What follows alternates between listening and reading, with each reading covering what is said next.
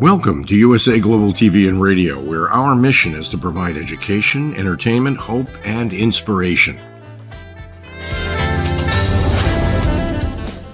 USA Global TV and Radio connects you with experts and audiences all around the world every single day to help you succeed in business and to live a richer life. Visit us at usaglobaltv.com to learn about career and life-changing training and mentoring programs like the Listening Mentor. Subscribe to our newsletter to stay informed about our special programs and offers. Discover how you can become a guest on one of our shows or a host or producer of a USA Global TV and Radio show of your very own. That's USA Global TV and Radio, where the doctor is always in.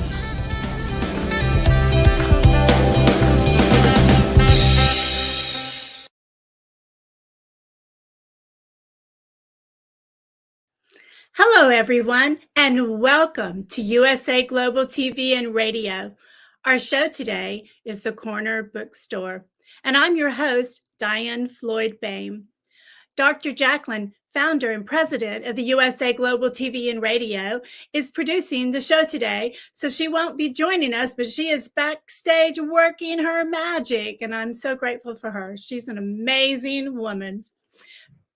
It is going to be a fabulous show, as I am excited about our guest. He is author Kev Harrison. He is a writer of dark fiction, and he hails from England, but is a world traveler and living in Portugal. He's also an English language educator. So let's bring out our guest. Hi there, Diane. Nice to meet you. Nice to meet you. On the show. Absolutely. We are so happy to have you here, and I'm excited to talk about dark fiction. And so I want to learn lots about you and your travels, but I really want to just jump right into it and have you tell our guest exactly what dark fiction is and why you enjoy writing in that genre. Well, yeah, it's a really great question to start off with, actually. I started off writing what I suppose we'd call horror, really. But as I've developed in my writing career over the last sort of six years or so, I found that what I write tends to veer sometimes away from what you might think of as traditional horror, you know, like the blood and the guts and the gore and that kind of thing. But at the same time, I'm very interested in keeping these dark moods, you know, like writing pieces that are unsettling, that induce dread in the reader. And so I think dark fiction is maybe a better catch-all for what I do, rather than sort of like pigeonholing myself into horror. So yeah, that's where it comes from. So is it fair to say when someone talks about dark fiction, they could add the sound? I definitely think that's fair. Yeah, absolutely. definitely going for creepy. That is very much my cup of tea. That's coming. And do you go to places to help get you going and set the mood? Or are you just so happy-go-lucky you can just switch and go into dark horror? I mean, yeah, I actually find like that if I try and write something that isn't dark, my imagination kind of turns me through the door into the dark stuff anyway. So I think this is just a natural disposition I have. But I mean, in terms of, funny you ask about going to places to get inspiration, actually. I've been very lucky that over the last couple of years, I've managed to visit a few places specifically for research for some of the books I've been working on. And that's been an incredible experience to sort of get into a place and, you know, sort of see, smell, hear, breathe the air in those places where I'm going to be writing. So yeah. Yeah, you're right. It helps get the elements that you want in your story, doesn't it, to make it very honest and truthful. Absolutely. And since I spoke of elements, as an author, do you make sure that you have like a certain list of all your elements that you follow, guidelines, or are you what they call the pantster and you just write? Well, I started off very much pantsing when I began writing. Like the first novella I wrote, which is called The Balance, I pantsed pretty much the whole thing until I found kind of a roadblock sort of towards the end, and then had to unpick some of the stuff I'd done already. But as I've gone along, I found that it's helped me quite a bit to start to plan a little bit. So now I'm kind of a hybrid between a planner and a pantser, really. And so what I tend to do now is I will create some milestones, which I want to hit throughout my process in the book or in the story or what have you. And then the way that I get from point A to point B to point C is kind of a bit more seat of my pants. But what about you? What's your approach? Oh, that's so sweet of you to ask. I'm definitely, if I'm writing children's books, a pantster, but I did discover that I'm really a hybrid, and I really think all authors are, because if you just sit and write and then you have the story, then you still have to mold it and edit it and move things around, right? Absolutely. Yeah, so then you end up with an is. outline, Yeah. right? Yeah, And for sure. then, but when I'm writing a novel for young historical fiction, then it's like, okay, I know what I want to do and I kind of want to say, but I actually map it out. So, but I love that you go to different places, and I would think that you have to research like where you could go to get sort of that eerie feeling.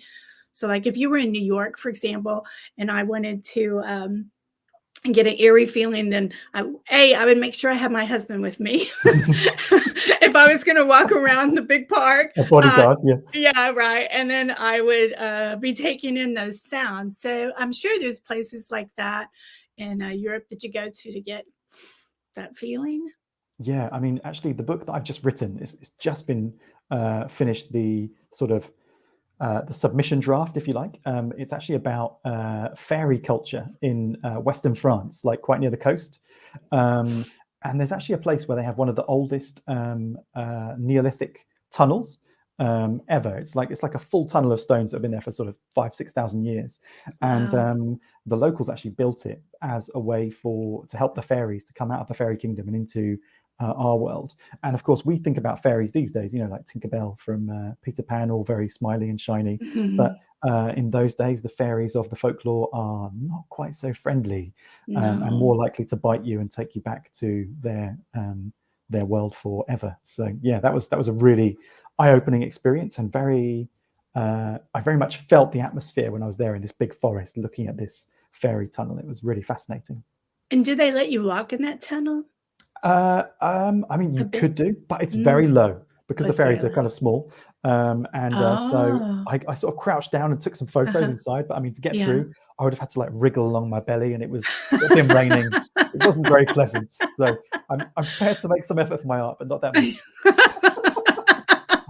I understand. Yes, I saw on your website that and so the book that you're referring to, and I do want you to talk about your books because that's the most important thing, is you had a picture of a fairy. Absolutely. And is that the one you're referring to? Yeah, very much so. Yes, it's like it's a fairy. Like some people attribute it to the fairy character Ondine, which is like a famous sort of figure in French and Germanic ancient cultures, but like no one really knows.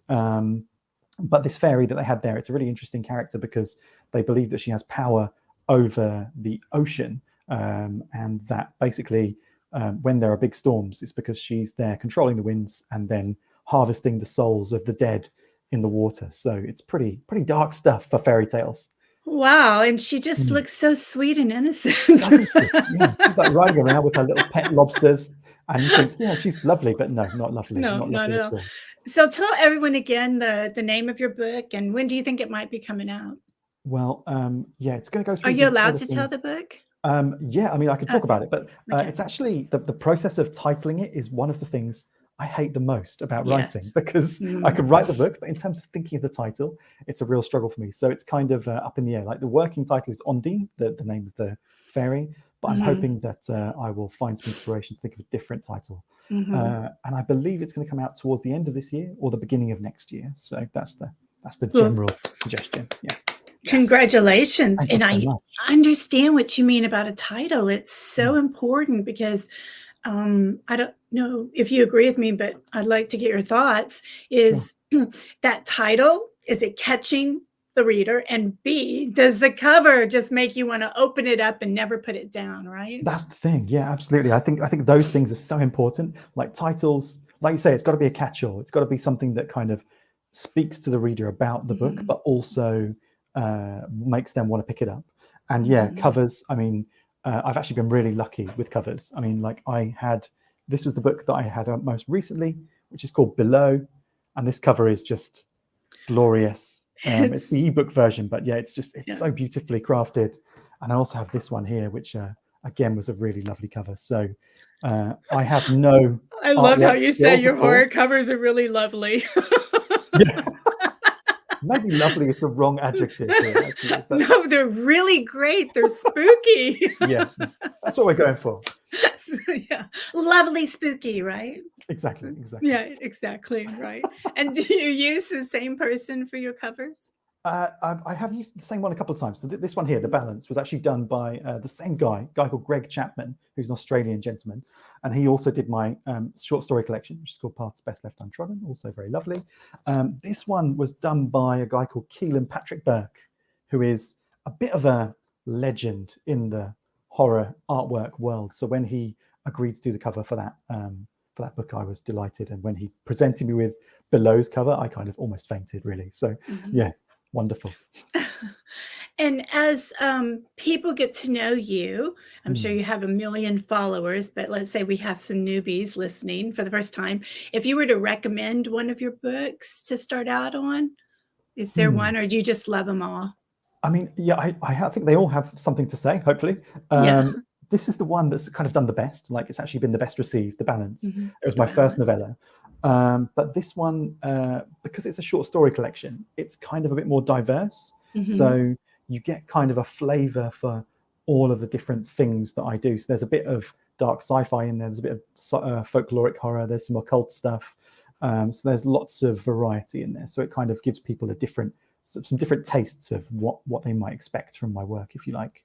Yes, I really love that. And especially those kind of books are great to take on an airplane and everything, because even if you're like, I really want to get one more chapter in of this short story, you're like, oh my gosh, I can do it on this flight. It's exactly. That's kind of fun. And what is The Balance all about? Well, that one was actually, before I lived in Portugal, I lived in Poland for 3 years. And so I spent a lot of time learning from people there about the culture, about the folklore and this kind of thing. And there's a very famous folklore person who kind of exists throughout all of Slavic culture. So, like Polish, Russian, Ukrainian, lots of that area of the world. It's a lady called Baba Yaga, who is a sort of a natural witch, I suppose you'd call them. So someone who kind of like interacts with nature on a kind of magic level. And so this is like a retelling of that sort of folklore tale, but with kind of an ecological theme to it as well. So like the balance itself is basically the balance between humanity and nature, which the Baba Yaga character is trying to protect, I suppose. So yeah, that's the way it works, really. I could see that being very, very popular with audiences, because people are trying to find a balance. I love the title, by the way, and to appreciate the world we have today and how we can save it. So that's really cool. And the fact you lived in Poland is awesome as well. It's a very interesting country, right? Yeah, so many beautiful places. Absolutely. So my question to go back to is, did you always love dark? I mean, I'm sure your mama read you happy things when you were little. Like, when did you transfer to loving horror? I mean, I think like many horror writers, this is a tale of slightly irresponsible parenting.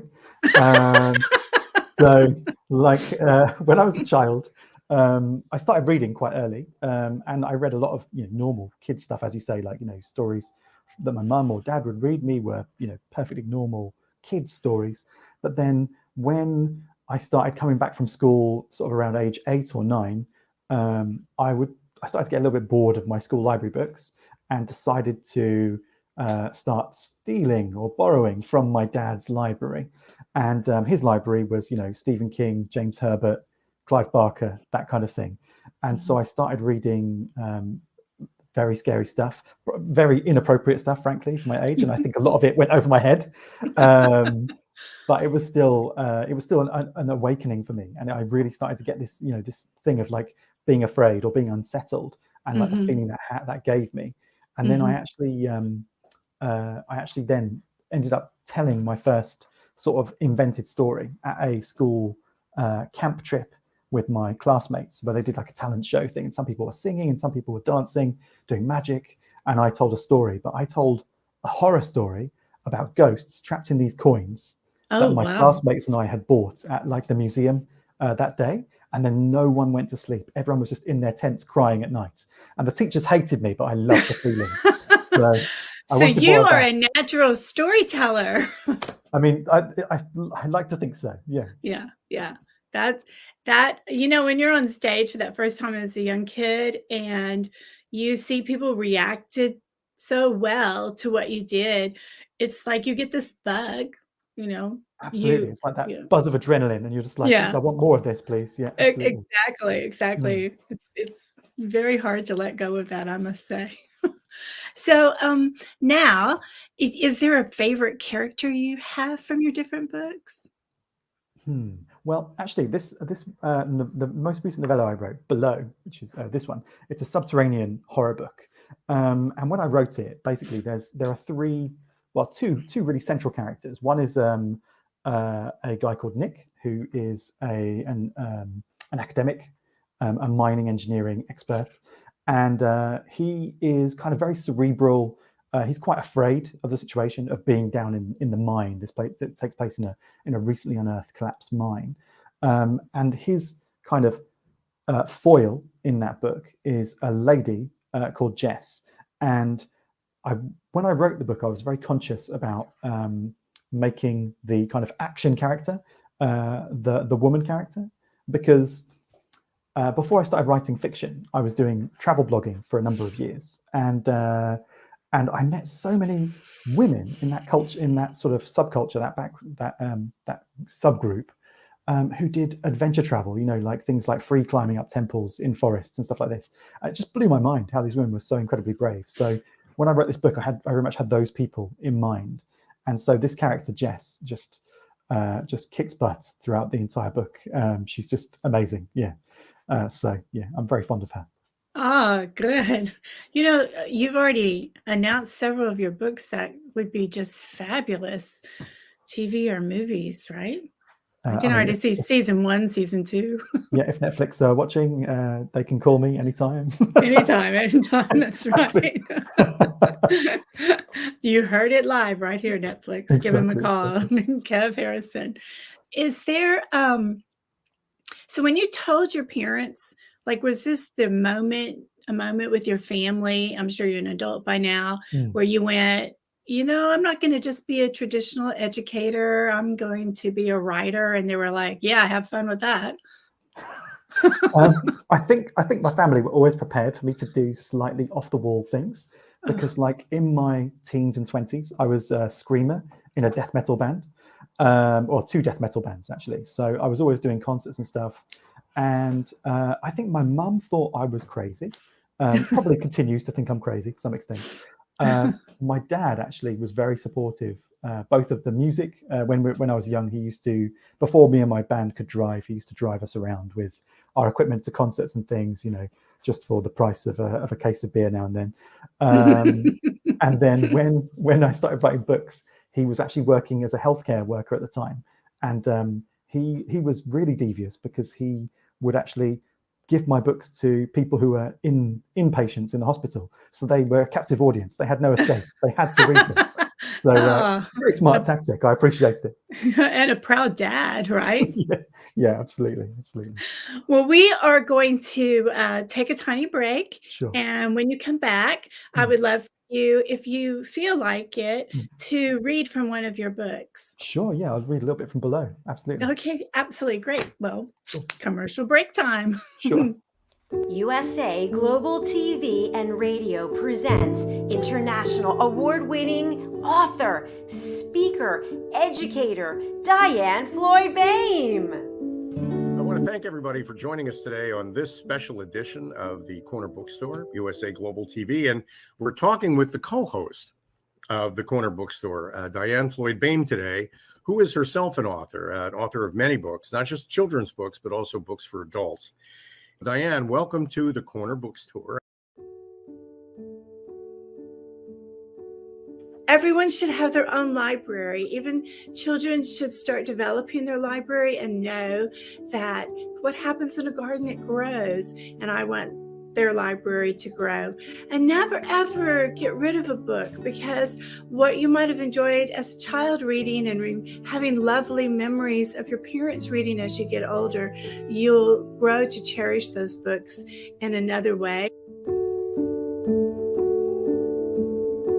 My specialty is to help people realize that we are all storytellers, and that if you have this yearning to get this story out, but you don't know how to get started, I want to be the person that you can come to, you can feel comfortable with. I'll learn your personality. We'll just go and have itty bitty baby steps, just like in my book, A Time to Fly. Before you know it, the young new author is ready to fly to and go to super professional coaches. DIANN's books are available now at DIANNFLOYDBOEHM.com. Charlie and the Tire Swing, How It Began. A Time to Fly. A Song of Peace. Rise, a Girl's Struggle for More. Harry the Camel. The Little Girl in the Moon. The Little Girl in the Moon, Moxie and Tycho Town. Moon League Adventures, The Serengeti. And I'm saying, go for it.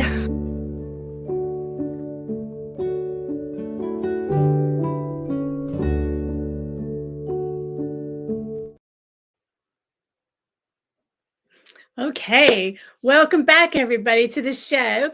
Kev's going to be with us, and he is going to be reading from one of his stories. So if we can bring Kev back out, that would be dandy. Hello, thank you. Okay, so I'm going to read a little bit from below. This is a novella which came out last year from Brigids Gate Press. And this is the 4th chapter. And this is after some of the story has already been established, but yeah, you'll see how it goes. Nick's eyes flicked open, the frame of the trailer rattling. He could hear the low, persistent rumbling of the earth beneath him, accompanied by the high pitch of crockery shaking in cupboards in the kitchenette. Outside, it was still pitch dark, the only light inside the tiny blue pinprick from notification on his phone. He reached out for it, swiping it to life. 3:37 a.m. He flicked away notifications and turned on the torch, illuminating the confined space. He reached for his clothes and dressed quickly. As he stepped down from the trailer, 2 moths darted towards him, dancing in the beam from his phone. Still, the ground shook. He stared at the visible trembling of the huge trailer before his eyes darted up the hillside to the mine. What if the entrance has collapsed again? He scrambled up the hillside, the beam from his flashlight app flicking one way, then the other. As he reached the top, he shone it over to the entrance and felt relief as the portal stood open, a great mouth of all-consuming darkness. The earthquake ended, and the world was momentarily silent. Rocks shifted under moving soil below. He spun, torchlight scanning the hillside until it found the slender shape of Jess, following in his footsteps. "Is the entrance okay?" she called out, one hand held up, protecting her face from the light. "It's fine. The hydraulics held," Nick shouted back. Jess lowered her body to the ground, using her hands for balance as she made her way up the last few yards, then reached out a hand. Nick pulled her to the top where she stood, regaining her breath. "Didn't you bring a light?" Jess shrugged. "I felt the ground rumbling and panicked. I just bolted up here. My night vision isn't too bad anyway." She walked past Nick and on towards the mine entrance. "Bring the light over, would you?" she said, beckoning. Nick followed, trying not to dazzle her. He shone the beam over the surface of the rock surrounding the entrance. Everything was still. No additional rubble adorned the entryway. The dull steel of the first hydraulic supports reflected the torchlight dimly back at them. "That's a relief," Jess said, stepping backwards. "When I woke up, I thought..." A clanging sound pealed from the entrance, metal against metal, distant, ever fainter echoes following the sound to their ears. Their eyes met. "What the..." Jess's expression twisted into one of fear. "Did that come from inside?" Nick took a step into the mine. It sounded like it. He swept the cone of light in an arc from left to right. Nothing moved. It could have been the debris deeper in the clang, clang, more sounds, similar to the first, but this time the two were distinct, their echoes trailing behind. Like knockers, Nick said under his breath. He felt the presence of Jess close behind him. What did you say? She whispered. Knockers, he said again. Jess grasped his wrist firmly, directing the torchlight onto her face, casting shadows which highlighted her look of fear and annoyance. Care to enlighten me? He tugged back the torchlight. In Wales and some parts of the West Country, miners believe there are mythical creatures, knockers, who cause mischief in the mines. They're detectable, well, by knocking, like what we just heard. Jess's hard expression remained. It's stupid folklore, Jess. From a scientific perspective, it's much more likely to be temperature or pressure differences causing metal, rock, or whatever to expand and contract. Clang, clang, clang, clang, a single noise, followed by three more in quick succession. Jess stared into Nick's eyes. Metal expanding? Bravo. Thanks. I did not know that about knockers. I was starting to get really kind of scared there. I think that folklore did move to the US actually when people moved over from the UK to do mining especially. But I think it's like way maybe out west, or I really don't know. I don't know exactly where, but somewhere in that there's still some myths like that. Yeah. Yeah, I'm sure probably in the Northeast as well, where there's a lot of coal mines and so Perhaps forth. so. Yeah. Yeah. That's an interesting thought. So your language and the flow of the story is really, really catches you. I enjoyed hearing you read it because, Thank you very much. there's something when an author reads their own story, you can just feel the passion coming through because you have felt and lived with those characters, right? Absolutely. Yeah, I think it's in cases where I've managed to listen to audiobooks narrated by the author themselves, it always adds like just an extra 5 or 10% to that experience. Yeah, I agree. I've read, and I love your take on this, that in different author groups I've been, they're like, you don't read your own books. That's really, really bad. But then I'll hear different people read my books and I'm like, yeah, y'all just aren't catching the magic. So I'm like, hello. And maybe it's because I've been on stage and everything. I don't know. But maybe we're not supposed to be that, whatever with your book. But I did read that all your books on audio now? Only one is on audio actually, which is The Balance. That's available as an audio book as well. But I have actually written for a number of podcasts as well. So there are some podcasts which do short stories. Like for example, there's one called Tales to Terrify, and I've had 2 stories on their podcast and several stories on a podcast called The Other Stories from a group called Hawk and Cleaver. It's like a sort of creative collective, and they always have a narrator doing the story for you. So I've kind of got used to hearing other people and their interpretation of my tales. So I quite like it now. You quite like it now. Okay, well, that's good. And you make a good point that it's important for us authors to kind of take in how people are digesting our work, right? Yeah. The inflection they might put on something and how that maybe is different. I think, especially when it's a good narrator, I think it's good to kind of put your trust in them and just, see what they're going to make of the material you give them. Right, exactly. And so I think it's really important for us authors, including I know I need to move into that audio world because it's huge. So was this a big decision for you? Like you already knew who you were going to go to and it was like a no-brainer who to work with? I was actually very lucky with this. This novella was published by a company called Lycan Valley Press. And one of the big advantages of working with them is that one of the co-owners of the press is actually a professional audiobook narrator, and he's wonderful. He's a guy called Desmond Manning, and he's done a lot of fiction, non-fiction, but it kind of guarantees that when you have a book released with them, then it's always going to have an audio version coming along with it. And I completely agree with what you're saying. It's such a growth market. And I think, especially with the age of podcasts that we're in nowadays, people are so much more used to digesting their media through audio. And so not having an audiobook out there seems like a real missed opportunity, definitely. Yeah, definitely. And you, as an educator as well, realize that our youngins, they're not just auditory and visual, but and it used to be visual was like huge, but auditory is becoming even bigger. Yeah, right? absolutely. Because you can do it when you're doing other things. I mean, I spend a bit of time in the car because I live just outside Lisbon, and my work and a lot of other things I do are in the city. So, you know, I probably drive 30 minutes, 40 minutes most days. And so in that time, you know, it can be dead time, or it can be time where I'm learning something or reading a book virtually, you know, through listening. So I totally get the benefit of that experience. Yeah. Right, exactly. Well, we only have a few minutes left. And so I would like a couple of things. One, to make sure people know where to get your books and so forth. But I would like them to learn a little bit about you. Like, do you have a favorite pet? Or you have to dive into the ocean to clear your mind to get going to things? Is it songs? What makes you tick? Well, I mean, I'm actually amazed that my two cats did not photobomb this entire conversation. Because normally, as soon as I get onto a camera, they're here with their tail in my face and this kind of thing. So I have two cats who I love dearly. Yes, they're wonderful. And actually, funny enough, you're saying about diving into the ocean. I'm a terrible swimmer, but I do love running. And I actually really recommend running as a way to help with the writing process, which sounds weird.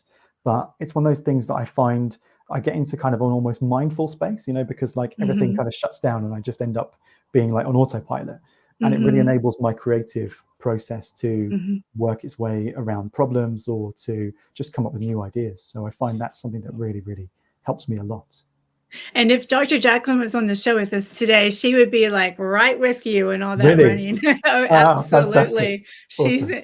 She is a powerhouse in so many ways, but when it comes to running, jogging, lifting, she would be right. She might leave me in the dust, but I would be running a few kilometers behind. But yeah, sure, we could start together at least. Oh, that's great. I'd be like waving to y'all. Bye. Y'all have a good time. I'm going to go look at the butterflies in the garden and sing a little bit. And, I mean, that is also a very mindful experience, right? Yeah. Yes. And then, you know, inspiration's going to come. La, la, la, la, la. I hope you have fun sweating. That is the least fun part. Yeah.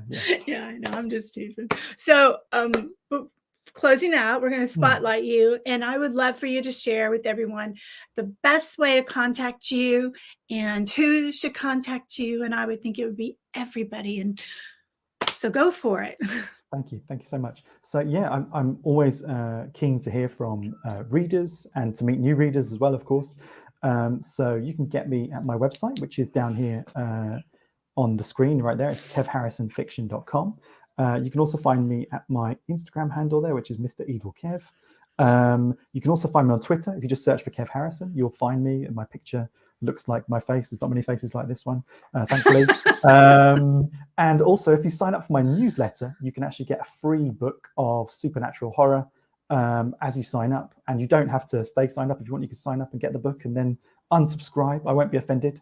But yeah, I send like a monthly newsletter every month with a bit of information about what I'm doing, what's new, and new releases and special offers and that kind of thing. So yeah, I'd love to hear from any readers out there who are into dark fiction. Awesome.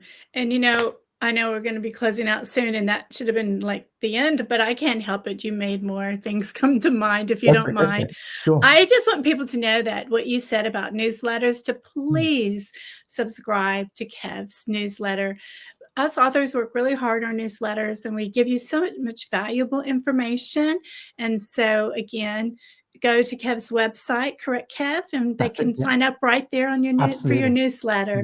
Yeah. And what a kind person you are that you would send out a freebie, but to just say like, okay, you can not take my newsletter anymore. I'm like, I'd feel so guilty and have to go to church like I stole something. I'm not so judgmental. I'm fine with it. I just want to say that, you know, yay for you. You're brilliant. And so what are you working on right now? Can you give a tiny bit before we go? Sure. So I'm working at the moment on a folkloric horror novella. It's actually based on a short story, which is in this book here, Paths Best Left Untrodden, which is my collection, called The Solstice. Okay. And it's set in the north of Portugal in the 17th century. but it's kind of a second world. It's based around a folklore festival, which still happens today, where people wear these masks to sort of scare away dark spirits on the winter solstice. And in my version of the world, instead of adults, it's children that wear the masks, and they have to get masks specially made for them. And if they don't succeed in scaring away the evil spirits will completely consume their villages, kill everyone, and just that ground will be gone and lost forever to the shadows. So it's pretty dark, and I'm having a great time with it so far. So that will hopefully be out sometime in the middle of next year. That's exciting, and I'm already on pins and needles, and I think I need to eat some chocolate cake to calm myself down. That's a wise medication. And I just want to share with you, our producer, Dr. Jacalyn, just said running is amazing. So I think if we get her to Portugal, Utah, you two guys can go be inspired. There's a lovely running. coast path, like right across the street. There's a coast path, just goes along the ocean. It's beautiful. Anytime. Well, that's great. And I hope sometime that you will come back and share your book launch, maybe for your books. That'd be amazing. We would just love to hear from you. You've been an amazing guest, and I feel so honored that I got to be the host and talk to you so much. I'm really honored to speak to you and to have time on your network. So thank you so much for inviting me on the show, and I would love to come back anytime and talk to you guys. That sounds great. Well, I hope you have a great rest of your day. Thank you. Bye for now. And you too. Take care. Take care. Well, thank you, Kev Harrison, for being our guest today. It was fabulous. And for those who are listening, please make sure you sign up for his newsletter and go to kevharrison.com and find out about all of his books. And even if you never were into horror before, because of the way it sounds like he writes his books, it's a great way to get introduced into the world of dark fiction. And how clever of him to taken folklore and really studied it and bring it to us. And, you know, I think with every story, no matter what genre you're in, including dark fiction, that there is always a lesson to learn. So, Kev, if you're still listening, I hope you'll come back and share with us some of the lessons we can learn from reading your stories. Well, that's it for the Corner Bookstore today. Thank you so much for joining us. And let's give a big shout out to Dr. Jacalyn. We miss her so much because it's fun hosting when she's here. I'm always learning from her. So have a blessed day, and we'll see you next time on the Corner Bookstore. Bye for now.